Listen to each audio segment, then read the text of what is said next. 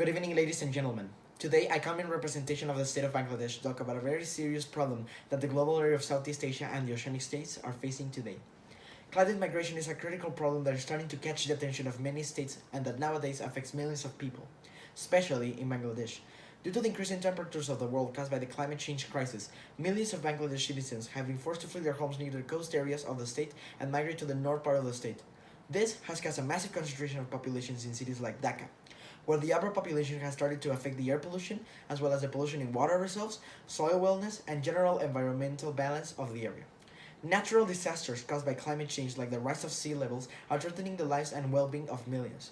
The efforts to prevent this by the government of Bangladesh have been clear, continuous, and tireless. The state of Bangladesh has since 2009, with the Bangladesh Climate Change Strategy and Action Plan, worked hard to prevent the lives of millions to be affected. But as it is clear by the global warming report by the IPCC in 2018, this isn't enough.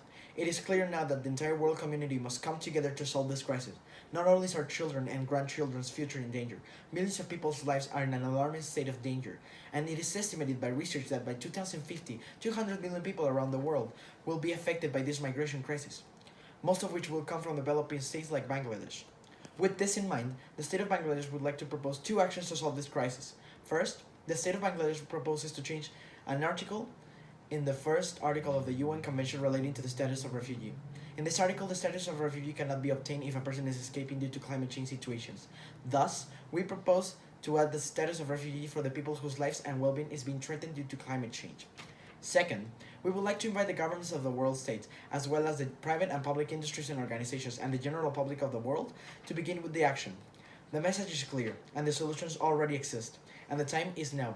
Listen to the scientists who are constantly trying to warn us about the catastrophic outcomes that could happen if we don't change our ways of exploiting natural resources and generation of greenhouse effect gases.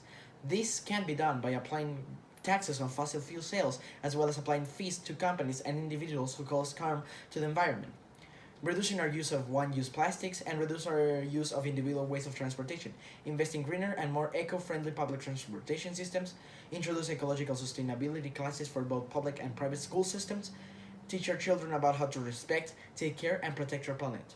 But most importantly, we must be the ones that put on the example for these children.